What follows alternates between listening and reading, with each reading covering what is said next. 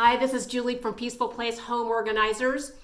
A frequently asked question is, should I buy containers and supplies before you get here? And the answer to that is no. That's the fun thing that we do at the end after we've done the hard work of sorting and editing.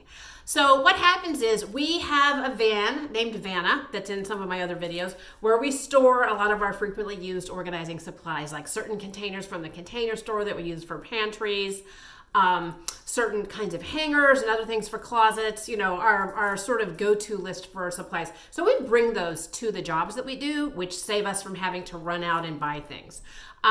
So the reason why we wait until the end, and usually what our clients do is when they decide they want to get organized and before they call an organizer, the first thing they do is go to Bed Bath & Beyond or Michael's or whatever store and buy containers before they even know what they have. The reason why we wait until the end is because first we have to sort, then we have to edit or declutter or purge, then we containerize what's left at the end of the process. Doesn't that make sense?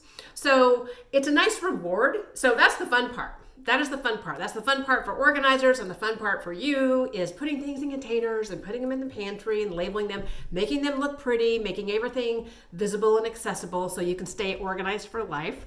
And the containers are definitely a nice reward. It's the cherry on top at the end of the process.